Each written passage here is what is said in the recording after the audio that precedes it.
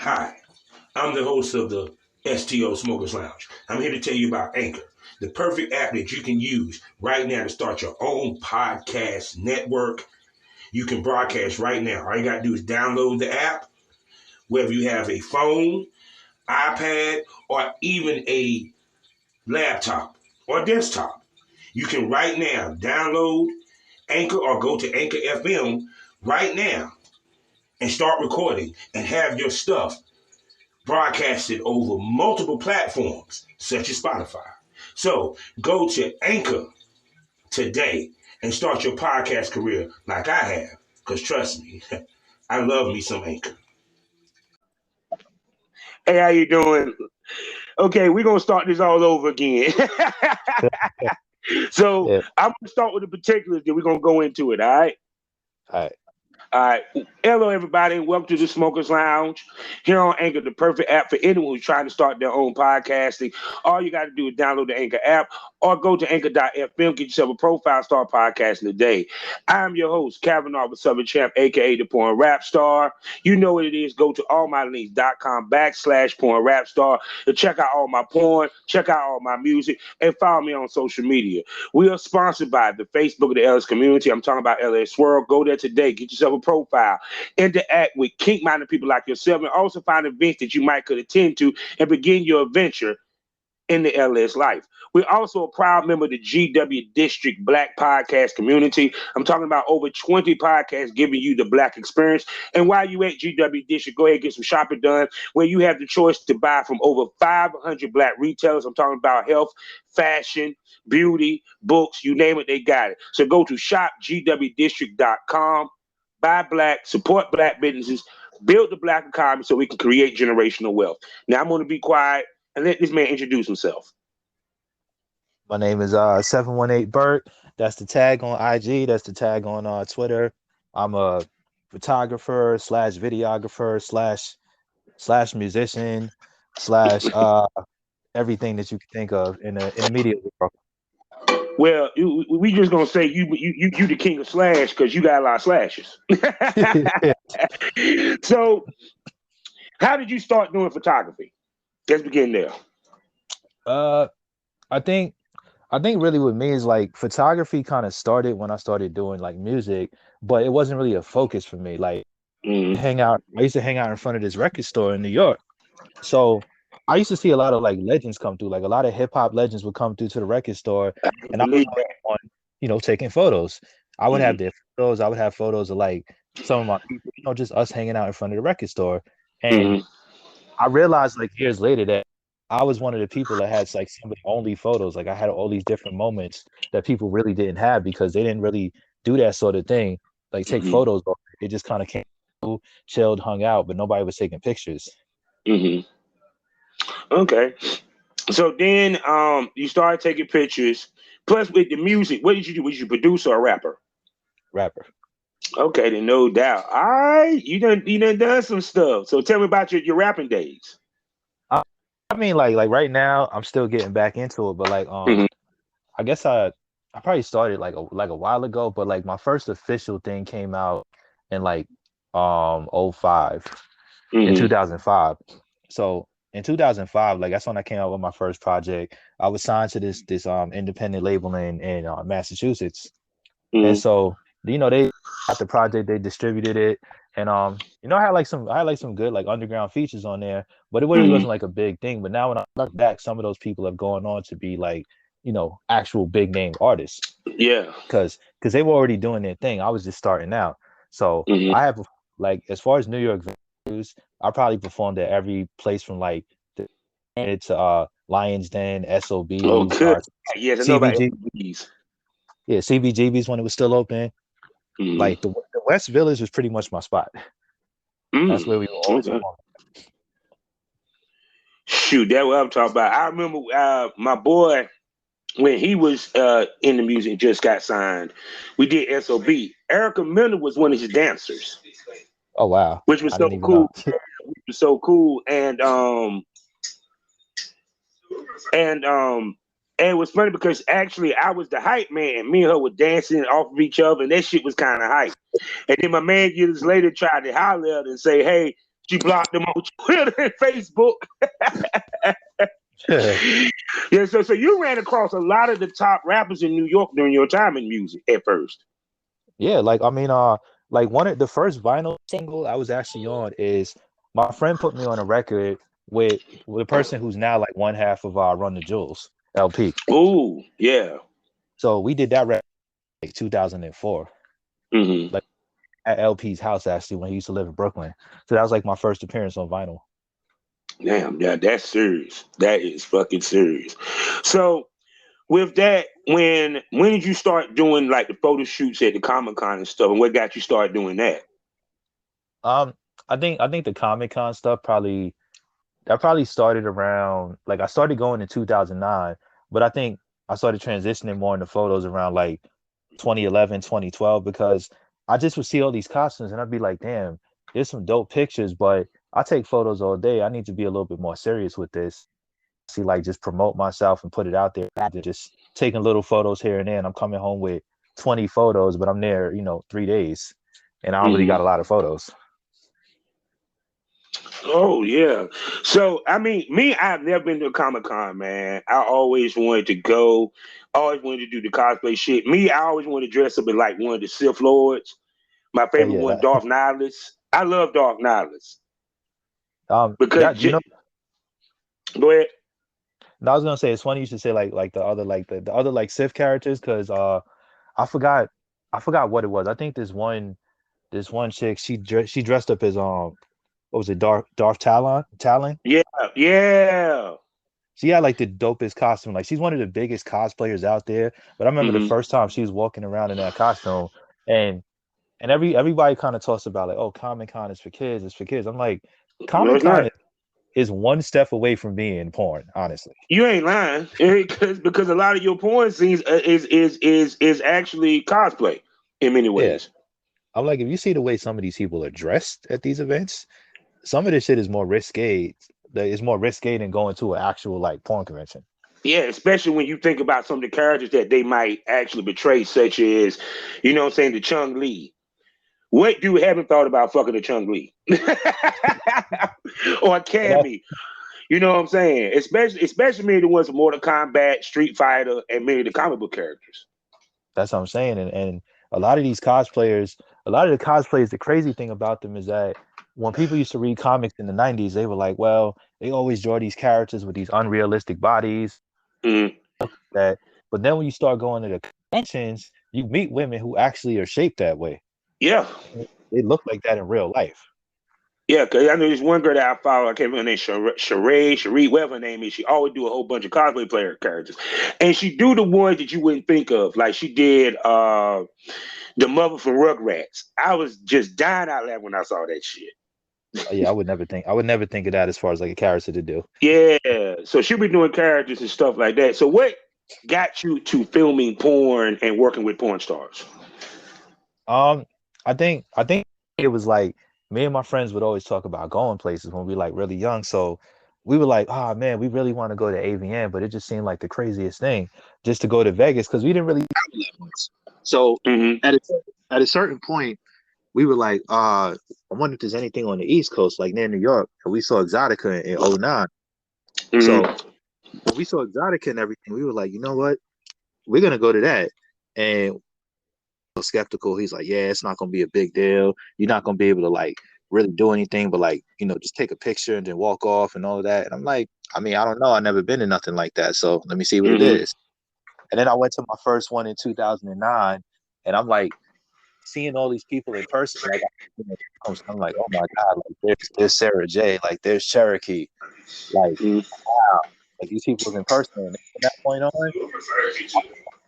like when we were, I wasn't even here. But other than that, I've been to Exotica in Germany like 10 times. Mm-hmm. So just going there, and then also the same thing. A lot of people that were taking photos, they were doing it on their phones, and the phones was like the flip phones, and they wasn't that sophisticated. They're doing it on sidekicks and all of that. Mm-hmm. So when I finally got like a camera, I started taking photos, but I didn't really have a platform. Like I had an IG in 2012, but I didn't really have a platform that I would put them out there. But then I started taking it more serious and started tagging people. And then people would notice that, so they would like pay attention and be like, "Oh yeah, you know, you took this photo of me at this event." So Mm-hmm. I started taking notice. I was like, you know what, I'm gonna take this a lot more serious now. Yeah, most definitely. Because one thing that I think a lot of models got away with is taking professional pics. Yeah.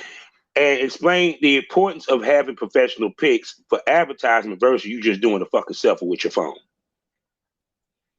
It's like a lot of models don't necessarily think about their pictures being like a business tool. They think it's like a tool to get attention on IG, like, oh, here's a thirst trap. Let me post this Mm-hmm. picture. Everybody's gonna come along and like it and comment and all of this. But I'm like, yeah, but you're not thinking about branding. Like this photo could be used on like merchandise or your posters, on your 8x10s, on all this stuff. Or you could sell your photo sets on all these different websites. Like you don't think about it like that. You're not gonna take 15 selfies and sell it on OnlyFans as a photo set. Like that's just not. No, and some girls try to do that shit. They literally try to do that shit. Because basically, when you're taking the selfie, you basically give them the same picture you're giving them on IG. Yep. And stuff. And also speak to the professional look of the photo shoot, how it makes fans look at her differently versus she's just putting up a bunch of selfies. Yeah, because because a lot of times people just they don't really see the point in doing like professional photo shoots because they think it's not necessary, it's not worth it. They're like, oh, my phone takes good pictures. I said your phone takes good pictures because your phone is a small screen and you're looking at it on a small screen. Picture up and see what it looks like. Like see all that grain in your picture and see how Repeat that about the screen, please, so people can hear this. Repeat that about the screen. Yeah, they got to understand like your phone is a small screen. So when you're looking at it, everything looks on your small screen. Blow that picture up and see how it looks when it's a whole lot bigger. And then you see the difference between a camera phone and an actual, camera. See, that's the shit that I'm talking about. People don't realize that the size of the lens makes a difference, even from filming and photography, because you get more out of it than you would with your cell phone. Yep. Yeah. So who was the first lady that you worked with, or the first shoot that you did that was in porn? I'm trying to think. I think probably the first like official shoot I did was Miss Ling Ling. Oh, yeah, I know about Miss Ling Ling. Yeah. She was the first person that was basically like, okay, I'm gonna give you a chance to like actually film this scene for me. Mm-hmm. And then we did a photo shoot. It was her, it was Mischievous Kitty. She was there also. Mm-hmm. So they had like a house across the water from like Exotica in Jersey, and they were like the first people I got a chance to actually just be in the house with and be in that whole setting and just like do a full blown photo shoot and then also like film a scene for them. Mm-hmm. So with you being a photographer and videographer and not being a male talent, how do you move and land girls to work with versus that a male producer would do? I think with me is that like when I meet people at shows, I really just talk to people based on their personality. Like I'm fans of a lot of people, but I don't talk to them like, oh my God, that one scene you did this thing in the scene. Cause it's like, I mean, you know what you did in the scene. You probably hear that all day from fans. Yeah. Like I just speak to people for who they are as individuals. I don't try to hound them for nothing.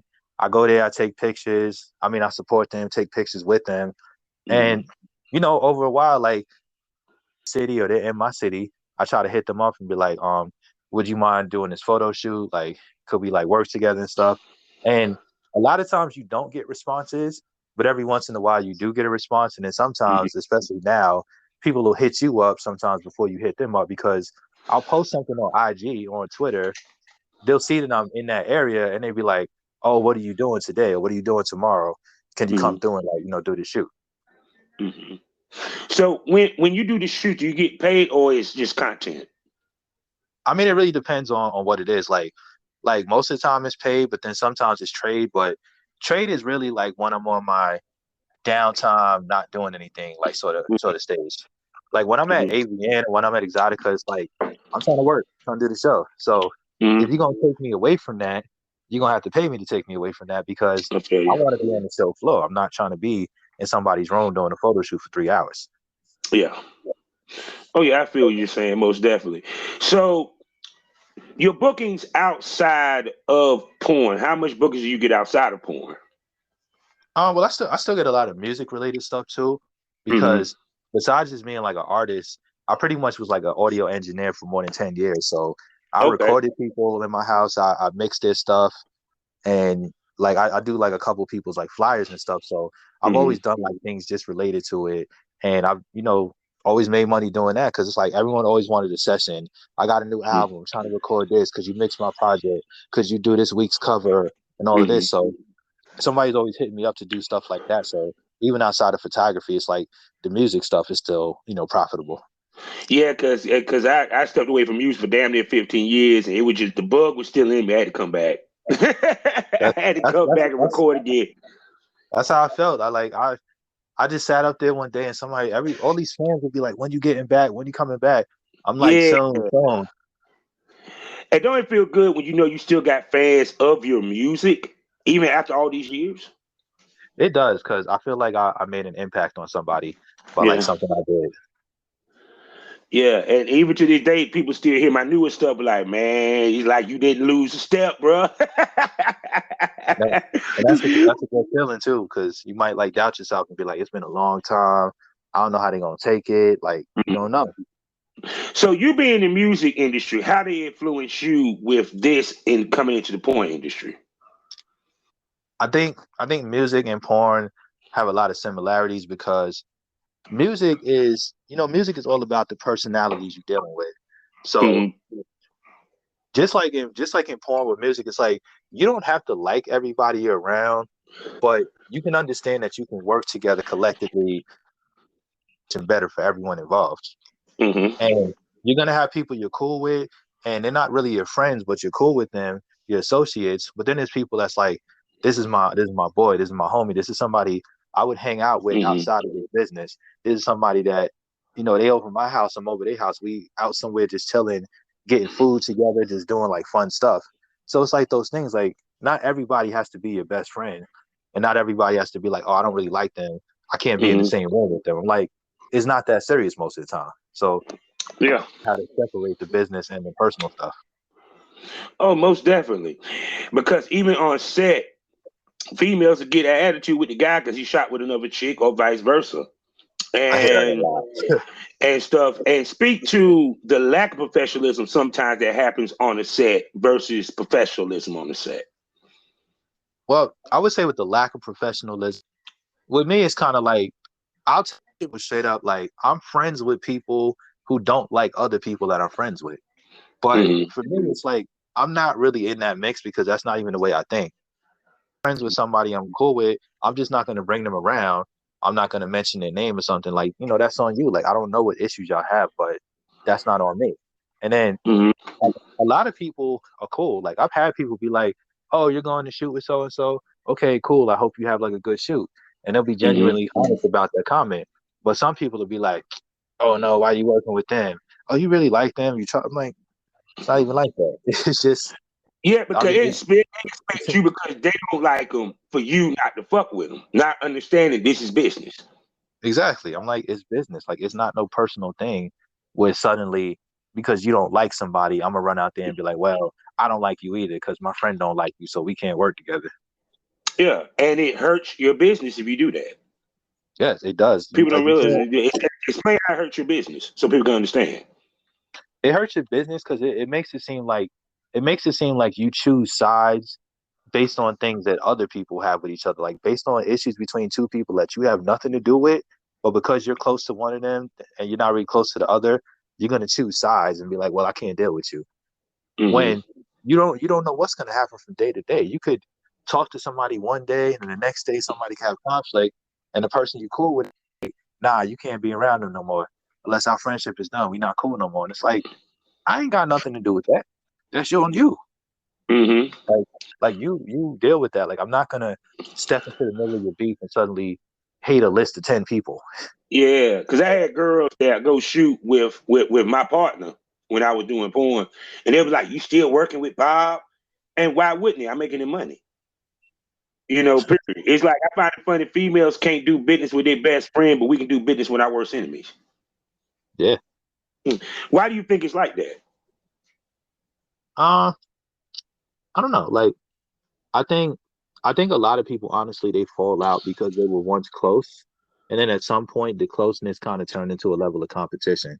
Mm-hmm. And you, as much as you like sometimes your friends, a lot of people don't like to be next to their friend and see their friend suddenly like succeed in a way that they never succeeded, and then they just Mm-hmm. start feeling a certain sort of way. So the person that was really close to you or your best friend sometimes becomes your worst enemy because you like they don't deserve that spot that they got. And Mm-hmm. at least with somebody you're not like really cool with, like you don't have that level of like friendship towards them. So even though they may be doing better than you, you're not necessarily looking at them like, oh, they don't deserve that. You're just trying to get their spot, but you don't hate them Mm-hmm. for it.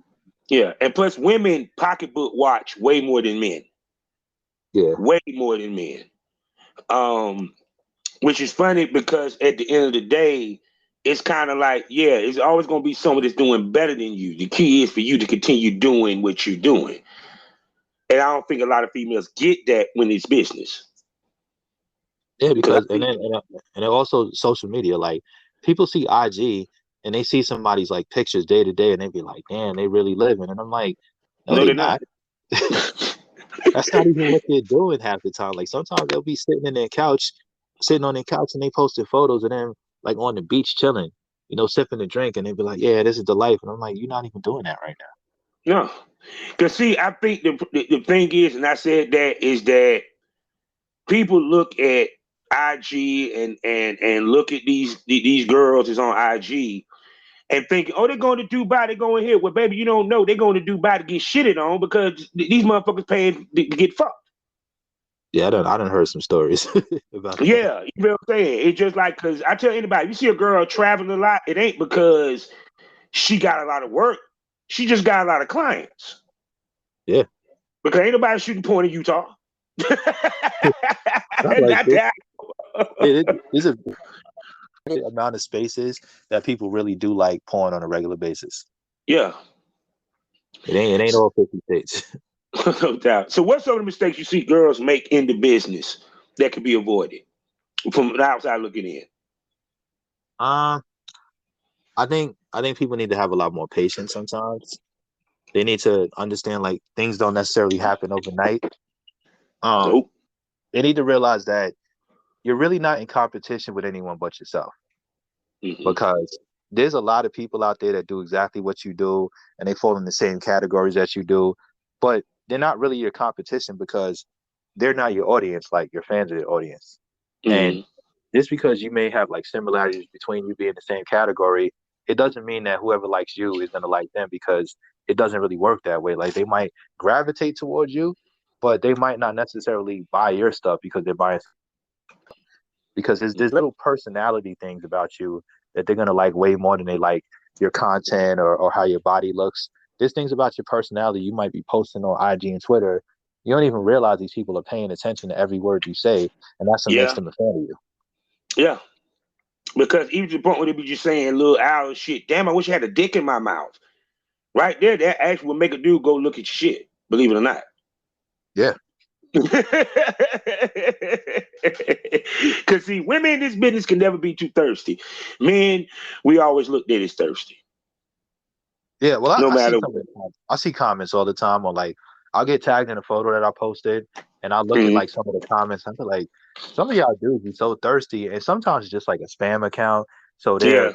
they following 8,000 people and they got 100 followers, but sometimes it's really somebody, and they really be commenting on things, and I'm like, you actually somewhat of a real person, but you looking Mhm. crazy thirsty right now. Yeah. Like never Because getting an answer, never getting a response at all. No. no. And seeing dick pictures and thinking that the girl gonna jump because he said the dick picture. It's just funny. So um when you working with a girl and y'all about to do a shoot, what's some of the things that you do to help calm her, relax her before the shoot takes place? Um, I just really kind of like just go over, okay, like what do you want to do? Like, do you want to be the person that do you want to like shoot the whole thing straightforward and pause, or do you want to like pause like if you feel like you're gonna make a mistake? Also just kind of like not relax. Like if you're gonna do like stop, shoot, like I'd rather do it straight through, but don't Yeah, ever me feel like too. yeah, but don't ever feel like damn I messed up. Like if you feel like you did something that you weren't supposed to do, like don't make it visible on camera. Just Mm-hmm. like keep going, go with the flow. Because you know you messed up. Don't nobody else know you messed up. Mm-hmm. So And you how gotta like much now? How much is it? Because this is something that people don't ever talk about. The connection between the camera and the talent. How important is it that both of y'all really got good chemistry to make that scene pop?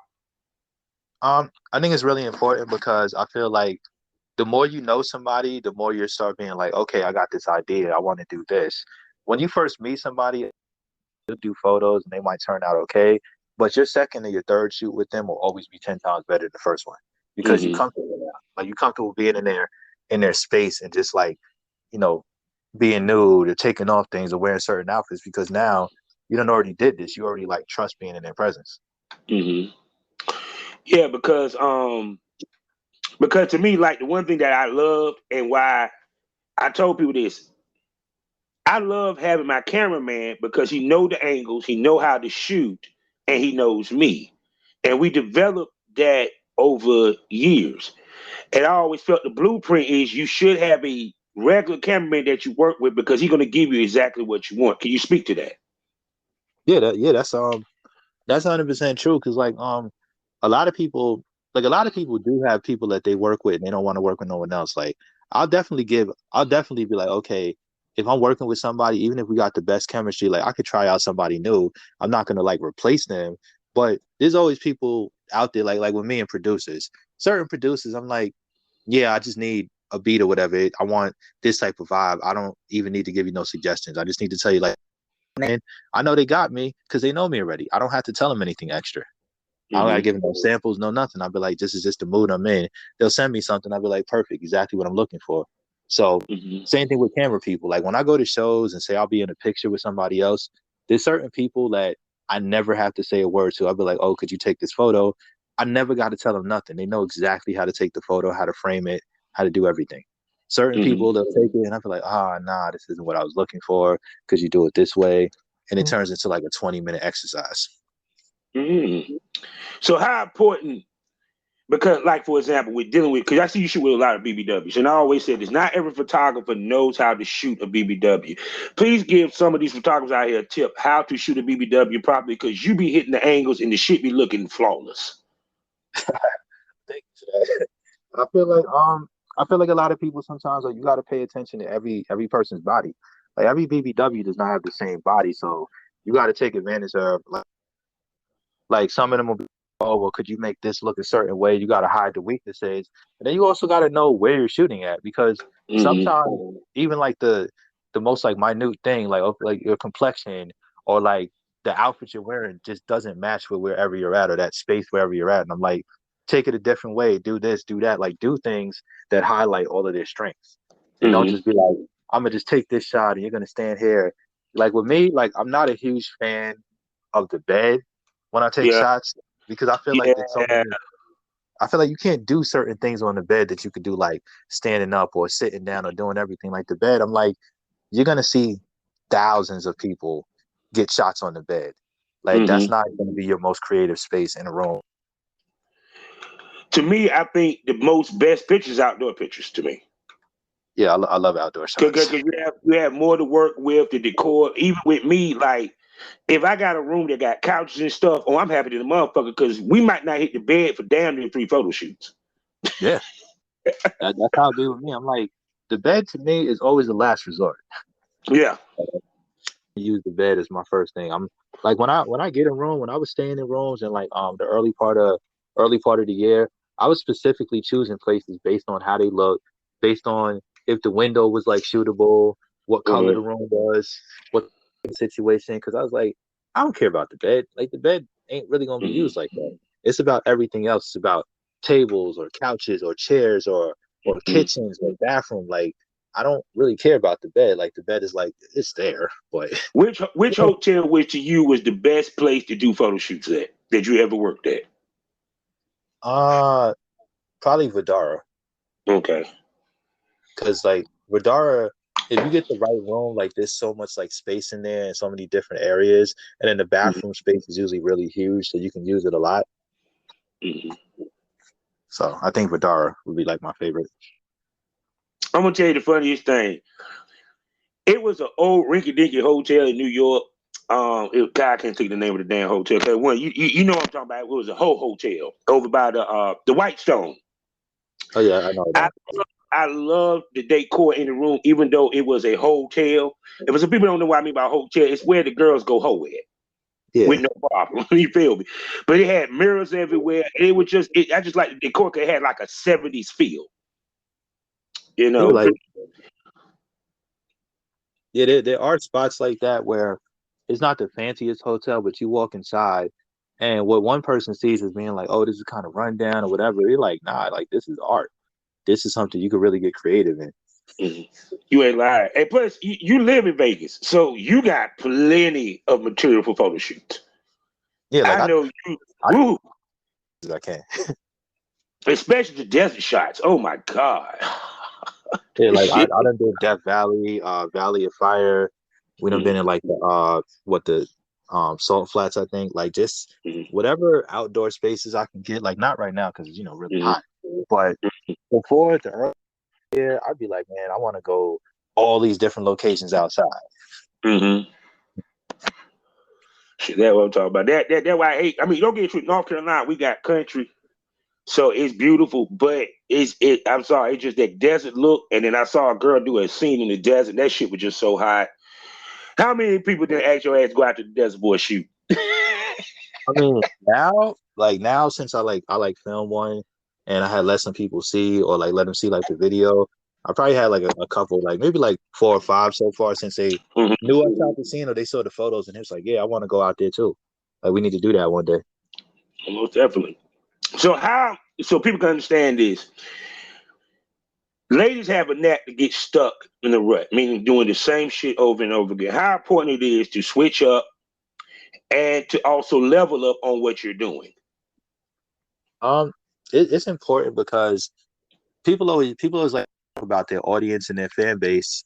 And I always tell them like you already have your audience and your fan base. You could have more than you have. You just got to change it and not Hmm. think that the only fans you have now, the only type you can have different fans. You can have like different people. Like even outside of porn, you could be doing stuff that's like more adult rated, but not even be Hmm. doing porn scenes. And you just got to understand that as long as you stay in your little like comfort zone, that's where you're gonna stay.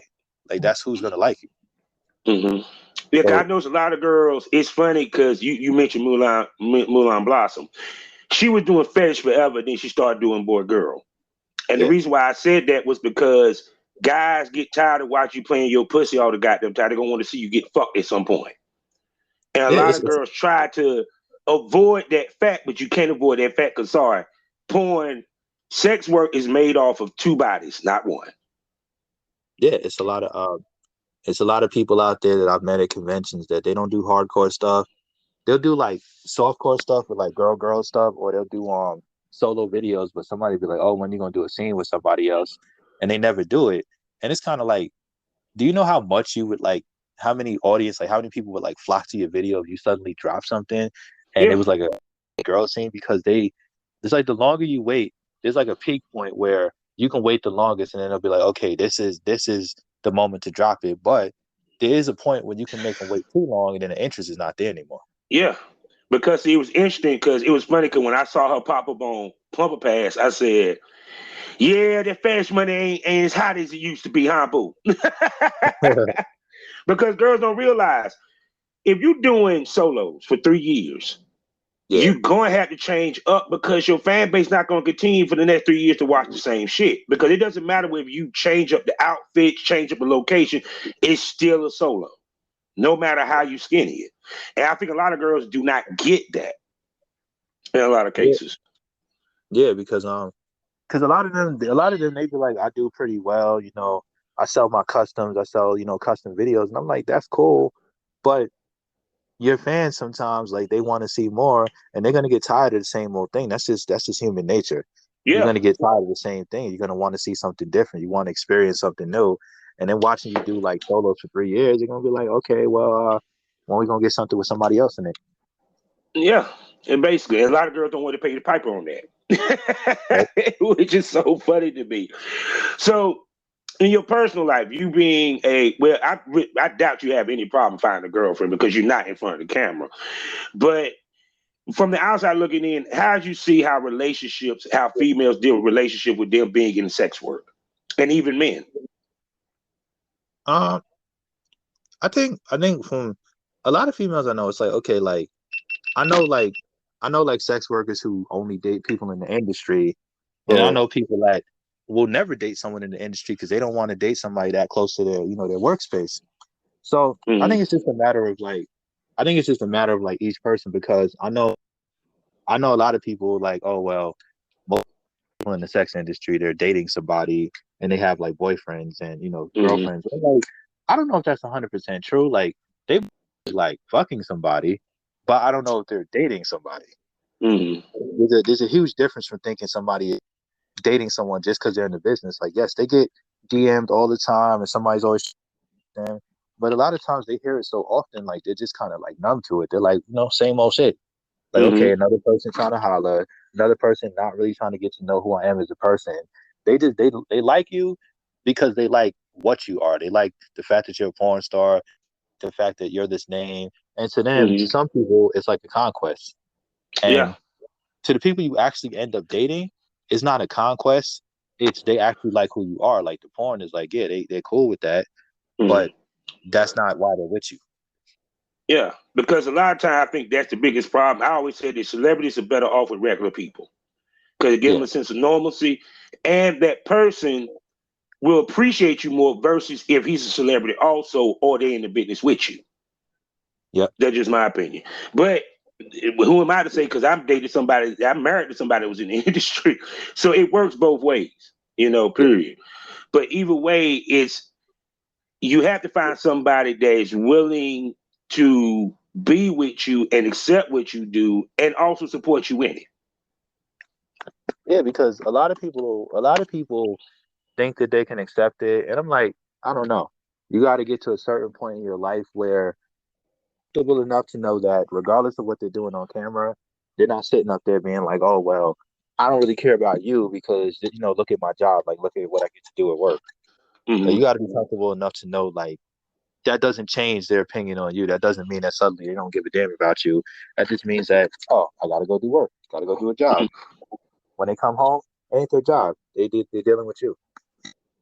Yeah, because a lot of times I think that the problem is that they're so stuck on the sex, especially men, that they don't understand that a woman can give away the pussy 1,000 times. She can give away the heart and mind but a few times. Yep. And that's what it is. Yeah. And women got their issue too, because some women can't handle their man being the goddamn penis. So, but for you have a hard time dating because of what you do? Well, no, I don't have a hard time dating just because of like the person I'm with is in the business. Okay. So it's not really a hard thing. It's because it's like, I'm cool with her being in the business. It's like, okay, whatever. Like, new thing for me, yes. But as far as having an issue with it, I'm like, I done been around the business long enough that all this stuff is like everyday life to me now. So it's not like, oh my God, what are you doing? Like, we can never be together. Yeah, because people laugh when I say I'm so desensitized to pussy on my timeline, it don't even budge me anymore. Goddamn. Because I've been in the business and seen it so much.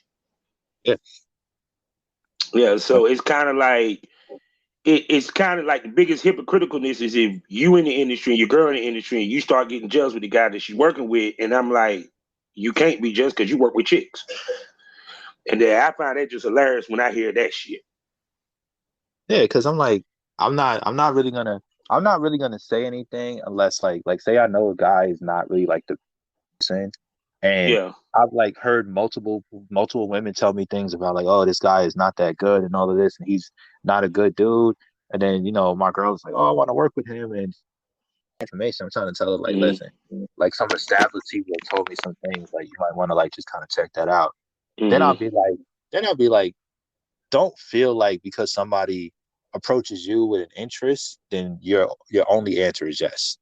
Like sometimes you gotta like talk to your coworkers, talk to people that have actually done stuff, and feel see what they've been through. But see, the only thing about that muddy water is how do you differentiate the bullshit? Because females, you being a producer and you know this for yourself, they'll blame us for every fucking thing, and it's not us, it's them. And then they'll take that bad experience, which they caused, and try to use it to damage that producer. How do one handle that, and how do one come back from that if that happens? I don't know. I think like with me, it's like I try to stay neutral. Like I definitely have a strong opinion when I speak to people and when I give Mm-hmm. my opinion, but I never try to be like outright like, oh, don't do this or don't do that. Like I wouldn't be, cool with that, or I would have an issue. I never try to be that person unless I just really have a very strong feeling about somebody. And then when it plays out, 9 times out of 10, my feeling actually comes to pass because it's like, Fast, listen, yeah. I don't say this stuff just to say it. Like I get Mm-hmm. feelings. Like I could meet somebody and within 5 minutes I could tell you what their vibe is, like what their whole aura is. It's just Yeah. something I notice with people. And that's something that you got to have as a producer or even a talent. There been girls that would drop dead gorgeous, but because of their attitude, won't no fucking way y'all gonna shoot with them. Yep. Just by the conversation alone, just within the first 5 minutes of conversation, I'm like, no, I can't do this with you. No, Yeah, I'm gonna there end was up a cutting it out.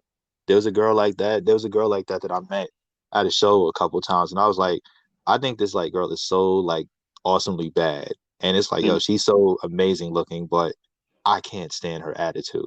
Yeah, Like first time we met, it was definitely not like a friendly vibe, and I've met her like maybe once or twice since then, and it's just like I feel like there's always going to be a clash between me and her, even though it's not like on a personal level. But I'm like, yeah, it no matter how bad you are, like your attitude just doesn't come off as being very friendly to anybody. yeah.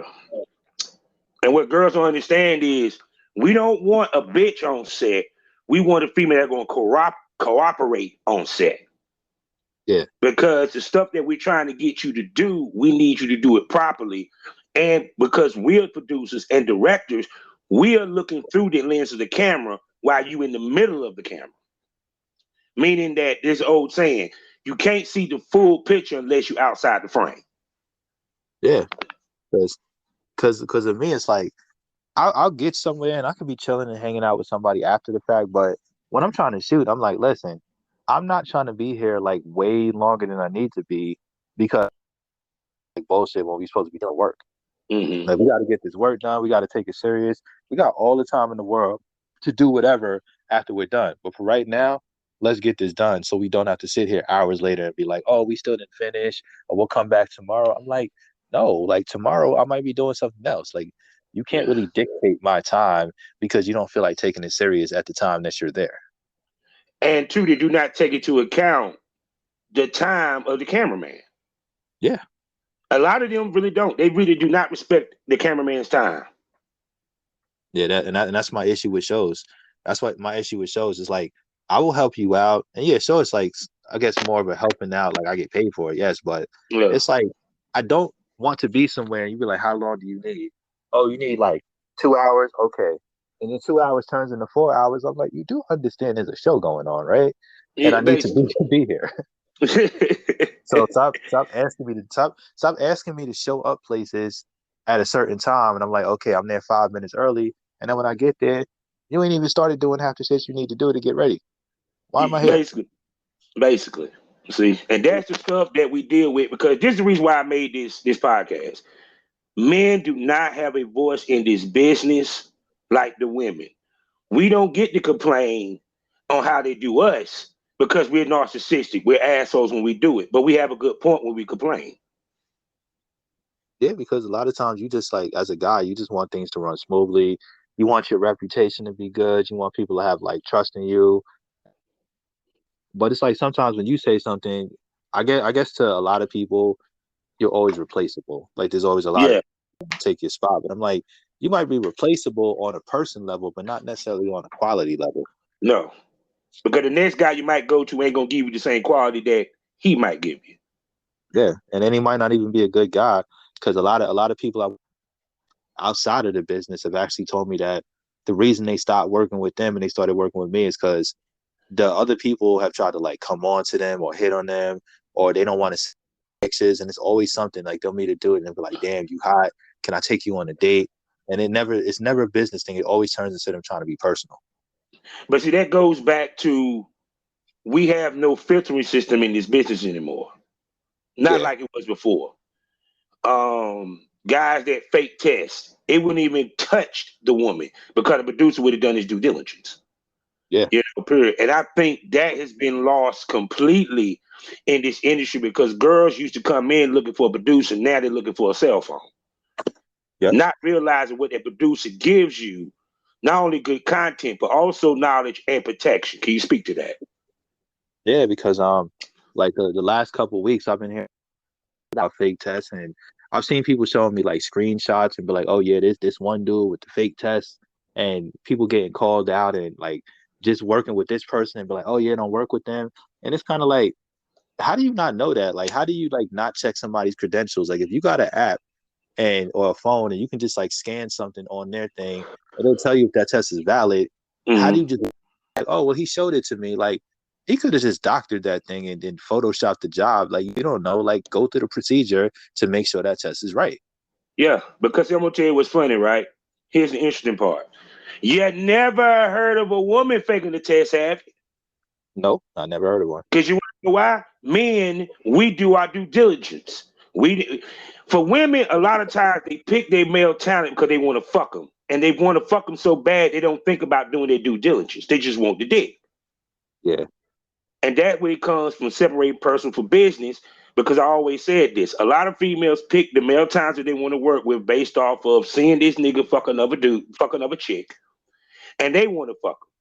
And when they finally get them, their pussy gets ahead of their brain. And when they're supposed to be checking that test, they just go off of face value, said that's it, but then ended up catching some shit or looking stupid when it comes out that he was doing fake tests all the time and you didn't catch it. Now you got to explain yourself.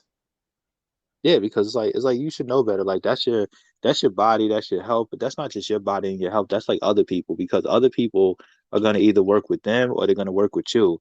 And if you're working with this dude and you catch something, and then you work with all these other people and then they catch something, it's like you're not just worried about yourself. You're supposed to be worrying about everybody in the mix because just because you want to be reckless, like that's not cool because this is a business where somebody catch something, there's like an outbreak. Guess what?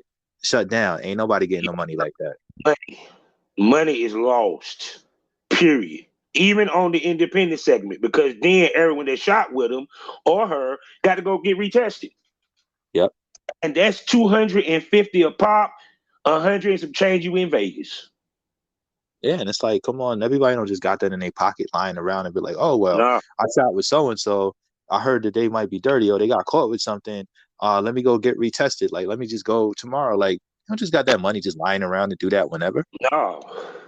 I be hearing Marley, she be bitching and moaning all the time. When she done took this test, spit this money, ain't nobody coming to shoot. I was like, Yeah, I God think, well, damn. was she out in Baltimore, right? No, she's in Vegas. Oh, She she's in just Vegas traveled. now? Yeah, she live in Oh, Vegas. oh Yeah. yeah, I didn't know. Which is funny to me because I'm like, you in Vegas, how the fuck you can't find male talent? Everybody come there. Yeah, But then, it's always somebody in Vegas, honestly. yeah, period. But then again, is that why I tell females, it's not about how you say yes, how you say no. And we do talk to each other. Yeah, people definitely talk. Like that's one thing people don't understand. They think like no one talks. And like people talk. Yeah, Whether they telling you what they're talking about, or they being like upfront or like no, people talk to each other to the point where they know whether to be like, oh yeah, you should work with them or not, stay away from them. Like trust me, they talk about these things when you're not around. yeah. So you got to kind of watch what you're doing as far as like you want to be a certain type Just of individual. It's like nah, you got to watch what you're doing. Yeah, because just like for girls that like to fuck off camera, 'cause I had that conversation with that. You fuck off camera too much, you're gonna get around as a hoe, and nobody gonna want to book you, believe it or not, because of that factor. Yeah, and I've met people like that or people that I've heard have been like that. Like your personal life is your personal life, but for everything you do in your personal life, the more and more and more you do, it's gonna reflect back into your business because it's like, guess what? If you work with a couple talents in a month, it's whatever.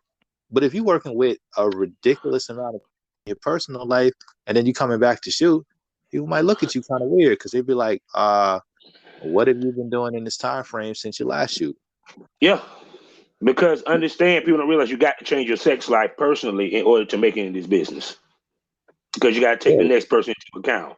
And then, of course, when you fucking off camera, especially talents off camera, and half the time it's just the reputation. Because ladies don't understand that reputation means a lot. It will hurt you down the long run, and girls don't get that sometimes. Yeah, it will. Because Yeah. a lot of times you'll meet somebody's reputation before you ever meet them. Yeah, and on top of that, if you don't think it will hurt him, it'll hurt a man's if he fucks a bunch of girls off camera. Cause they gonna say, well, he's a male hoe. Only thing he here for is the pussy. And if girls think that, they're not gonna want to shoot with you. Cause they gonna think that you're gonna try to push up on them or be thirsty. Yeah, because a lot of people don't got no resistance. Like I don't see some people just be like completely unprofessional in like public settings, and it's like you wouldn't even think this person is a talent just from how they come off. Like when they're in like that public setting. Yeah, most definitely. So yo, tell everybody where they can find you, man. You can find me on IG at 718 Burke Burke. You can find me on Twitter at the 718 Burke, same thing as IG. You can find me on all these music sites at Access Immortal. That's the music name. Spotify, iTunes, Apple Music, Tidal, Amazon Music, like whatever. Access Immortal. New single came out a couple of weeks ago. I had one that came out last year. Working on a couple of projects. So send me that link. Yeah, definitely. I'll send you the link for. I'll send you what service you use, like Apple, Spotify. No, send me the Spotify link. You know, everybody go to Spotify. Yeah, I'll send you the Spotify link there. Yeah. So shoot. So with that being said, life is a learning experience. What's the point of the experience? You haven't learned anything. Smoke that over. Thank you for coming to the Smoking Lounge, Burke. Yeah, definitely. Thank you for having me. And we'll bring you back so we can chop it up again. All right, man. I appreciate it. Can't wait. All right. You have a good one. All right.